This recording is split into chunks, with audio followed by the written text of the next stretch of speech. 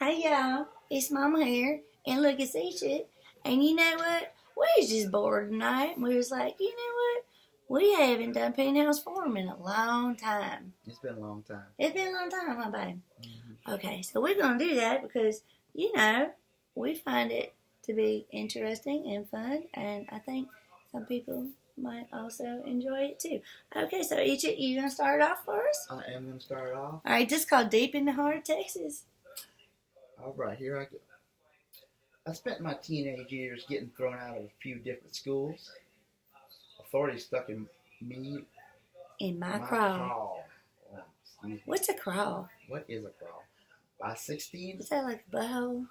It could be, baby. It could be. I'd made it to public school, but I skipped as much as I showed up. That was the year I ditched finals and rode around with another delinquent visiting a couple of private girls' schools during lunch breaks. One school had blue skirts, the other green. I like the green skirt best, but Doug told me not to overspecify. I think I would like the blue skirts though. I think so, blue skirts. You don't want to Because miss anything. it'd match with a paint top or another blue. Yeah. Okay, maybe anyway, so. I'm sorry, bye. You don't want to miss anything, he explained. Blue is just as good as green. He had a point. Doug also had this German car and drove so fast, our hair blew back like that old Maxell ad with the guy in a leather jacket and sunglasses sits in the chair. We all know that one. The music blows hurricane force wind down upon him. We'd crank up Cure songs, too stoned to remember our names. One time, driving out the country where yet another girls' school was located, Doug lost control, and one of these well, it's in the 80s, but if it were this day and time, they might be thinking they was going to a girls' school, but they may be going to a girls' school with people who were not born girls. Oh yeah. Like like a trans school. Yeah, like a Caitlin. Like a Bruce Jenner school, something like that. Bruce Jenner school. Maybe they should. Yeah. Something like that. And I'm just having some okay. Technical No. Yeah, maybe. Okay, but Doug lost control and we ran off a field of immature corn. Now, you know what? Eachit ran off a field one time. He was running from the police. Look. Oh, from the police. He was running from the police on a motorbike. And look. Right here. See that?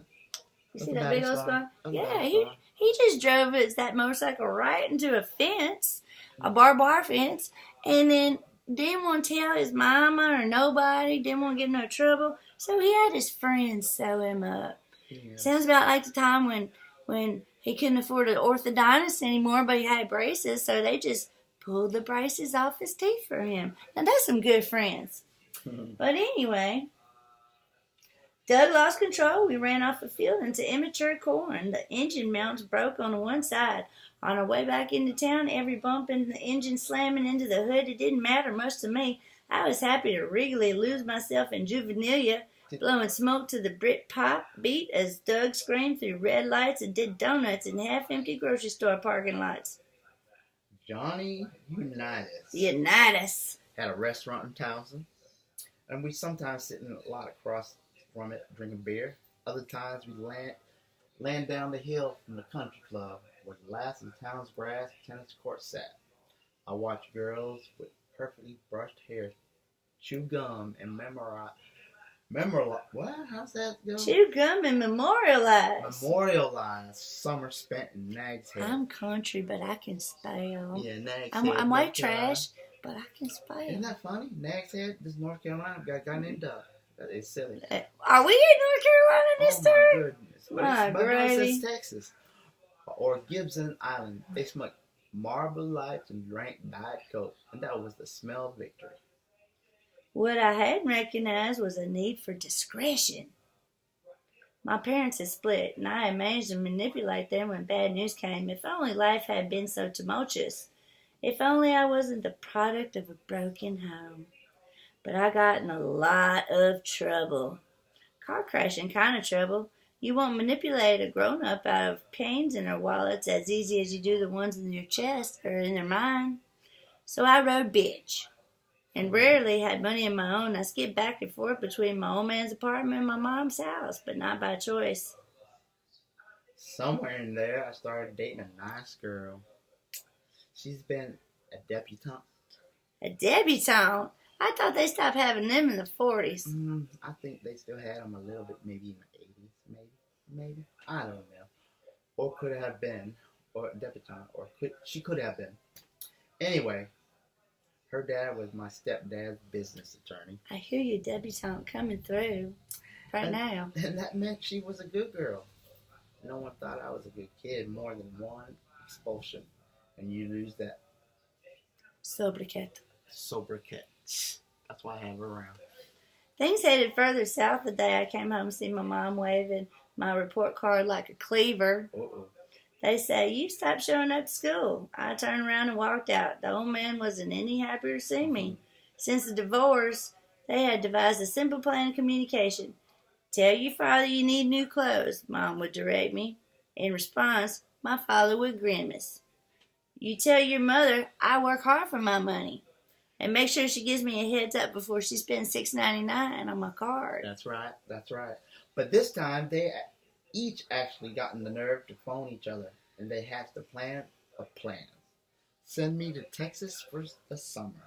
Texas? That's a mighty big state. That is a big state. Not to lounge on the Gulf of Mexico, but to work on a ranch of a family friend. I was oblivious to the idea. Doug and I hung out at his house most of the time. Not eating no seafood. No seafood at all. I'd ride my bike over and lock it up at the bus stop side. Walk the last few blocks. Coming by the bike seemed uncool. Uncool? Yeah, uncool. You don't want to ride up on the bike. I didn't give a shit. I rode my bike everywhere. Wandering over nonchalantly, my mode of passage unexplained was much cooler, of course. Every night I'd have to wobble that bike back home, up on a vicious hill, down another, which leads to feverish acts of cowardice in the face of near-death collisions. Near death? Sometimes with cars, but usually with shrubs and street signs. I was drunk all the time. And not yet 17.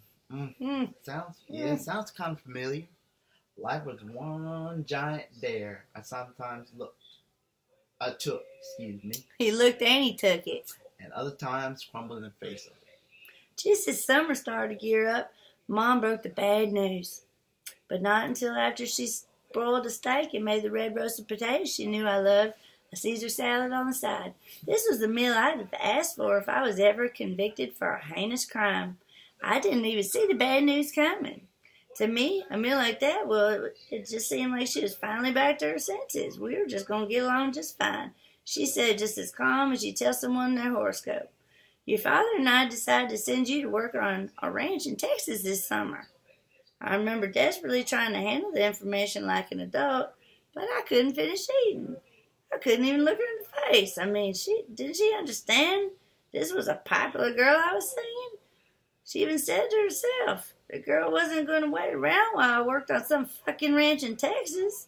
That kind of thing dazzles only adults, not teenage bathing beauties, whose titties I wanted to suck and stuff. But I managed to scramble out of the house before I said anything terrible like the stuff I was thinking. But that wasn't written, I just said that. The upside of it all was that my parents immediately relented on the string of curfews and punishments that had been issued in the past few months. Despite them, I ran as wild as I could. Wiped every purse and pocketbook and wallet attached to either of them. I interacted with them as little as possible. Eating microwave dinners, skipping out before they came home from work. I spent as much time at Doug's as I could. There's a convenience store in between their houses where Lake Avenue met Falls Road, a grassy area behind it. I'd hang out there waiting for friends to arrive, buy their cigarettes and mixers, and plot the night. Laying in the grass, watching the clouds blow across the sky, the night descended. I hoped to have the same chance to do this again with her. or someone like her after school was over and before college finished, before any children came. Just lollygag in the green grass. Our imaginary fingers clutched each other the way only a teenager can envision for his future self doing. This is a story, baby. This hasn't got to the good part. I know. This So, is yeah, we're going to say yada, yada, yada, yada, yada, blah, blah, blah, blah, blah, yada, yada, yada, yada. Da, da.